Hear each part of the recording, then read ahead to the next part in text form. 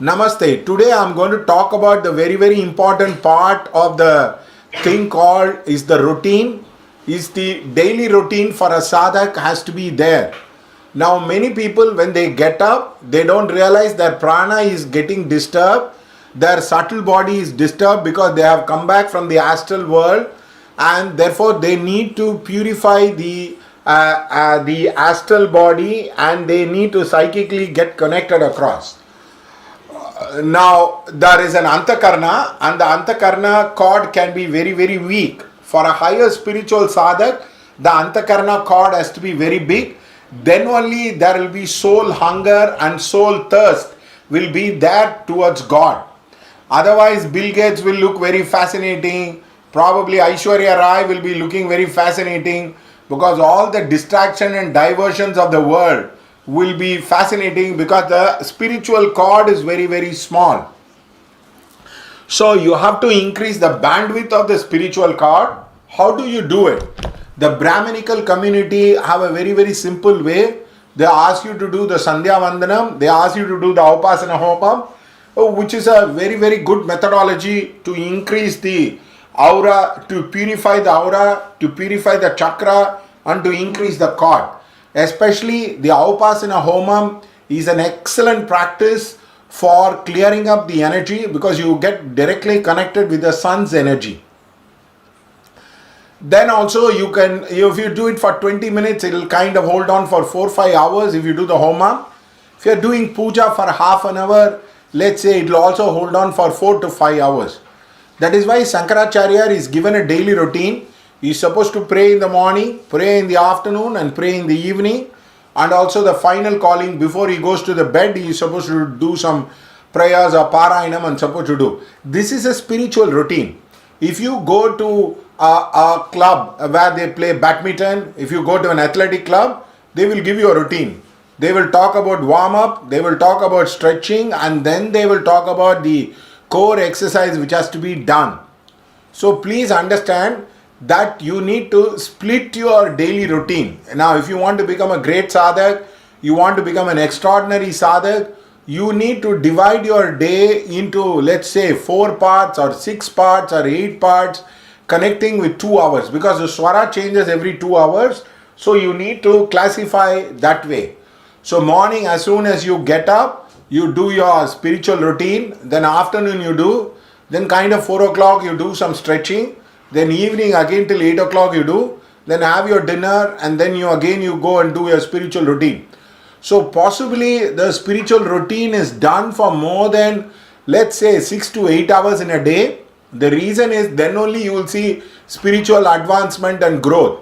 Believing that many people are like Ramana Maharishi, and if they sit at the feet of the master they will get enlightened, it is all humbug.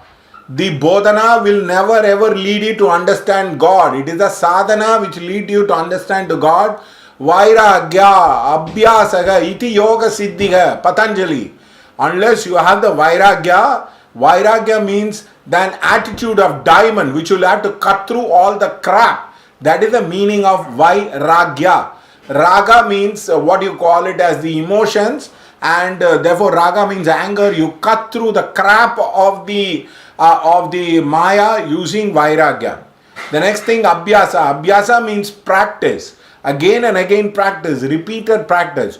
So unless and until you come to the point of being a professional meditator, where you think it is the Bhakt and the Bhagavan, God only will have to take care of me and no one else can take care of me, your sadhana has to come to that point. Unless and until that, please do not think that all these spiritual routines are possible. If you go to Vipassana camp, they'll ask you to do 6 times meditation for 2 hours, and they will break it up. In between you can take a break, you can see videos, you can also try to talk to people. And in an ashram, normally they have a morning routine and an evening routine. Most of the ashram don't have an afternoon routine. Now Shankaracharya is expected to do the morning routine, but these days he combines 2 pujas and he does that. Now whatever it is okay. Now it is like recharging your battery. Now you will have to do spiritual practices which is like recharging your battery. If you do Avbhasana Homa, let's say for half an hour, you will be able to hold it on for 3-4 hours. Again you need a recharge. because the mind can get deluded, the mind can get perverted, the mind can get very, very disturbed. So for that you use that particular thing. The other one is in Tantric Sadhana, they ask you to do the Guru sits, and the entire session will go on for 4 to 6 hours, and sometimes it might even extend to 8 hours, where they sit throughout the night. And the Christianity has what you call it as a night vigil, fasting with a vigil. It's okay. Those are all different systems to recharge your battery. In the yoga principle, they ask you to do 108 pranayama, which is Nadi Shuddhi, followed by Brahmari and also by Ujjayi. 108 Ujjayi will purify you, 108 Nadi Shuddhi will purify you. Now these are different ways to recharge your battery, and also you can do some basic Surya Namaskar, like say 12 times, 27 times, which will help you to physically get yourself ready. So the physical purification will happen due to fasting, mauna, upavasa, not eating. All these three things will trigger the purification of the body. The mind is purified using pranayama. That is one way, using Ujjayi or the what you call it as the pranayama. The other way is doing the homa, and normally some people do kirtana, and I have never seen a lot of energy coming down in kirtana, because a lot of people are mentally very disturbed and they don't take the sankalpa, and a lot of thing is there. I've never seen the impact which is being done. Also some people go and participate in the puja, like for example some people do Maharudram, some people go and do chant Vishnu Sahasranama as a part of the daily routine after the retirement, which itself is okay. And somebody came up and he said, I'm doing Brahma Yajna. I said, do it repeated, do it 108 times. Now you see the impact. Now also you can take the refuge before you do the practice. Now in Buddhism they call it as Buddham Saranam Gacchami, Dhammam Saranam Gacchami, Sangam Saranam Gacchami. You can also do that in the Hinduism by saying, I bow down to the Rishis, Rishi Saranam Gacchami. You can also do the Dharmam Saranam Gacchami. Also you can do the Sangam Saranam Gacchami.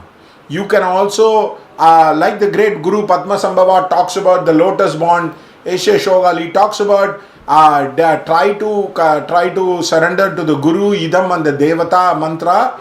Now that is also another way. You ask for spiritual protection, you do not have diversion. That is a very, very beautiful way to do. Also the attitude of bodhicitta is very, very important. It is not for me I am doing. I am doing it for my family, for my children, for my lineage, for my Kula, Gotra, Varna, Jati, and ultimately you will end up in the what you call it as in the national level, and also you can even pray for COVID in the international level. So the point is the motivation will come with bodhicitta, because how much food you can have, you will not feel like. Always you should do sadhana like the women. When the woman cooks, she feels, oh, my husband will love it, my grandson will love it. That is the way you cook the food. If you are going to eat for yourself, you might not be motivated to cook. In the same manner, when you do sadhana for the world, and you should take tough problem. For example, your family life, everything is okay, take the rain sadhana and do it. See it repeated, whether you can break the pattern of the rain. It will be very, very difficult, and you will have the ultimate sadhana where you can bring down the rain anytime. So many people talk about Siddhi, saying you will get distracted about Siddhi. Wrong. Siddhi is a way to measure yourself, whether you are progressing or not progressing, and God will send you petty tyrants. Whenever you do sadhana, the enemy will arise automatically. People who don't understand you, people who don't respect you, people who do not try to divert you, you should learn to quell the petty tyrant with compassion. You should pray for them, because that is the way to do the sadhana. The attitude of sadhana is very important. So this is the daily routine which has to be followed. If PV Sindhu were to play, she will say, I have been playing badminton for India. I want the India to win the gold medal, not only for herself. Her victory is the victory of many millions of people. In the same way, when you do sadhana, you should do it for the sake of the world. Many people hate the world and they want to get out of it. That's going to be very, very tough. Slowly, when your sadhana takes off from 2 to 4 to 6 to 8 hours, you will find the sadhana. There is no need for fame. There is no need for money. You will have a lockdown automatically. You will not be interested in fame. Why should somebody praise you? And you will have what you call Chatrasya Raja Varunaha. Nakshatranam Sadabhishak Tau Devebhyo Vashishtah. People who are well read, people who are very intelligent will come and praise you, and there will be one or two persons which enough to fulfill you as a person to continue to motivate your sadhana. You don't need publicity, you don't need to tell yourself as an avatar, you don't need to promote, because sadhana itself is so fascinating that you don't have time to share, you don't have time to talk, because you feel it's so burdensome to talk. It is like, I had idli in the hotel. I mean, what can you else you talk?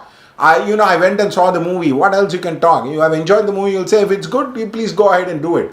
That's the same way. So the spiritual routine is important. 4 times a day, 5 times a day, it depends. If you are a Muslim, they tell you, also they give you what you call it 45 days. The Lenten season is there in the Christianity, the Lenten season is there in the Muslim, and the Lenten season is called the Chatur Masa in the Indian spirituality. I have seen Shantananda coming down, he will change the places, he will sit down and do, because the karmic law should not catch of him. So you have to keep doing it. And remember, just because you become a yoga teacher, it doesn't mean you have understood about spirituality. You should be able to master your dream. You should be able to master your breath. You should be able to master this Maya. But remember, Brahma Satya Jagan Mithya. Everything is Maya. Everybody is already a Bodhichitta. There is nothing to talk. All talking is only an illusion. All talking is to dispel the illusion. Thank you so much for seeing the video. I request you to share this video as much as possible, because I have no other else way to contribute to the world, because my sadhana is very intense. I pray those who are seeing the video, may they get enlightened. May those who hear my name, may they get enlightened. May all the beings who see me, hear me, who have interacted with me, may they all get enlightened. Thank you so much.